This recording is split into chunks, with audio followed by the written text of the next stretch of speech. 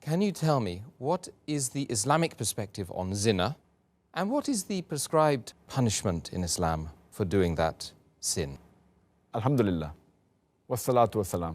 Ala Rasulillah. Wa ala ali wa sahbihi ajmeen. Amma ba'd. A'udhu billahi minash shaitanir rajim. Bismillahir rahmanir rahim. Rabbi shrah li sadri. Wa yassir li amri. Wa ahlul uqdatan min lisani yafqahu qawli.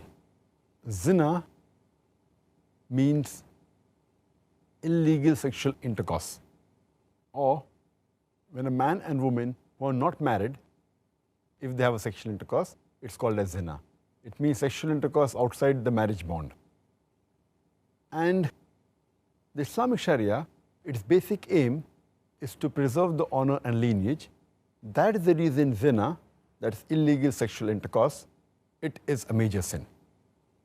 And Allah subhanahu wa ta'ala says in the Quran, in Surah Isra, chapter number 17, verse number 32.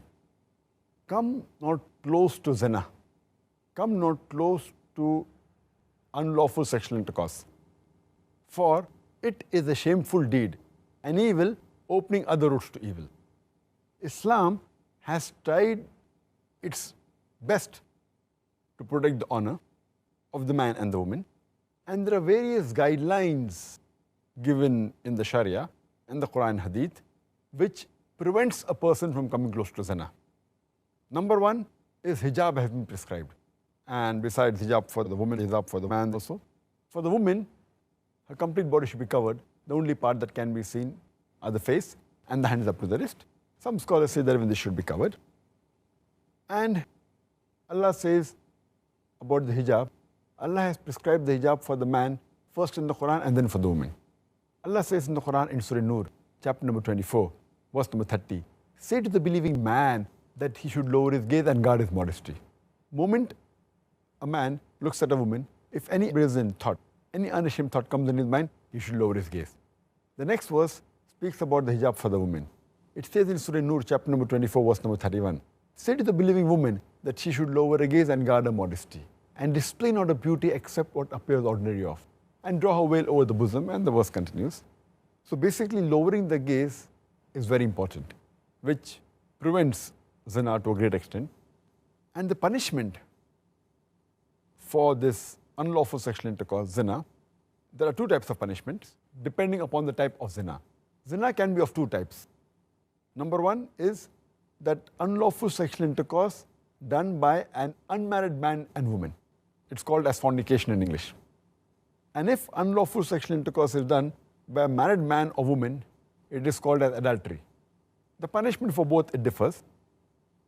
Allah says in the Quran, in Surah Nur, chapter number 24, verse number 2, as for the woman and man who commit fornication, as for the fornicator, be it a woman or a man, flog each with 100 stripes, means give them 100 lashes, and let not your heart be moved towards them. And let a group of believers witness the punishment. That means if any man or woman who is not married, if they have unlawful sexual intercourse, the punishment is 100 lashes, flogging them with 100 lashes. And as far as punishment for adultery is concerned, unlawful sexual intercourse done by a married man or woman, it's mentioned in Sahih Bukhari, volume number 8, in the book of Hudud, hadith number 6814. A man approaches Prophet Muhammad ﷺ and says that I have committed adultery. And the man, he bears witness 4 times that he has committed adultery, and the Prophet, he ordered that he should be punished, he should be stoned to death because he was a married man. So the punishment for adultery, unlawful sexual intercourse done by a married man in Islam, it is stoned to death. It's also mentioned in Sahih Bukhari, volume number 8, in the book of Hudud, hadith number 6815 and 6816, that there was a man who approached the Prophet Muhammad ﷺ and told him that he had committed unlawful sexual intercourse. He had committed zina. So the Prophet turned away from him. Again the man approached the Prophet and bore witness 4 times that he had committed unlawful sexual intercourse. He had committed zina. So the Prophet asked him that, are you mad? He said, no. The Prophet asked him, are you married? He said, yes. So the Prophet ordered that he should be stoned to death. This again proves that for adultery, zina, unlawful sexual intercourse done by a married man or woman, the punishment is stoning to death. It's further mentioned in Sahih Bukhari, volume number 8, in the book of Hudud, hadith number 6819. There was a Jew and a Jewess who were caught committing adultery, and they were brought to the Prophet. The Prophet asked them that in your religion, what is the punishment for adultery? So they said that our priest had innovated that the faces should be blackened with charcoal. The Prophet said, get your scripture and show it to me. The man gets the scripture and he covers something and then he reads it. So one of the Sahaba says, please remove your hand. And the moment the hand was removed, it was mentioned down there that Rajam, stoning to death, should be given to a person who commits adultery. So even in the Jewish scripture, even in the Christian scripture, the punishment for adultery is stoning to death. And the Prophet commanded that both of them, the Jew and the Jewess, both should be stoned to death.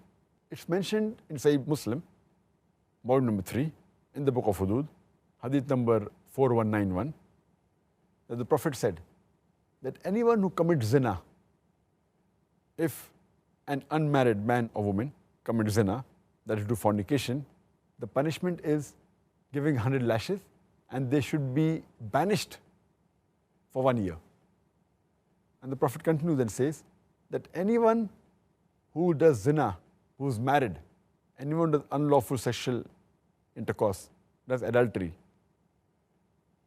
if a person is married, man or woman, then the punishment is giving them 100 stripes, lashing them 100 times, and then stoning to death. So this is the different type of punishment for zina, and it is one of the major sin in Islam. And in Al-Kabair, Imam Al-Dhahabi, he gives number 10 to the sin zina, adultery and fornication.